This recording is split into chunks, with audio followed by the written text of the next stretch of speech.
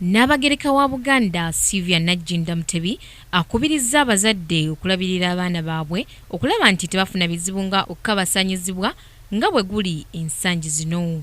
Bino abyogeredde ku kabaga ak'okukuza amazaalibwa ga Yesu Kristo wamu n'abaana abaliko obulemu n'endwadde ez'enjawulo akategekeddwa ekitongole ekirabira n'okubudaabuda abaana abatalina mwasirizi ekya Hospice.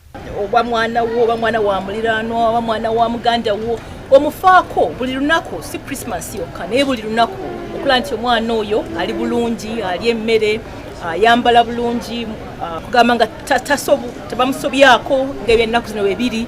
Kugamba tubeere nga ffenna tukolaganira wamu era tukwatira wamu okulabirira abaana mu buli ngeri zonna ze balimu. Nnabagereka wa Buganda era akubirizza abawummuze obutalekerera abazadde baabwe waka wabula babayambeko mu kukola emirimu gy'ewaka. Tebakkiriza kusendebwa kukola bintu bitali bituufu.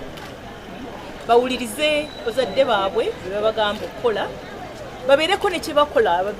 Abalina TV baleme kutuula ku TV wokka, naye babeereko n'ebintu eby'enjawulo bye bakola mu luwummula luno. Naye ng'ekisinga obukulu okukuuma abaana, abazadde obuvunaanyizibwa bwaffe okulaba nti tubateeka, tubakuuma, tubalabirira era nga batambulira mu makubo amatuufu. Ekitongole kya Hospice wamu n'ebitongole ebirala bikwataganidde wamu n'ebisanyusa abaana bano abataliiko mwasirizi era nga baweereddwa ebirabo eby'enjawulo nga guno gubadde mulundi gwa kubiri nga bajaguza wamu n'abaana bano.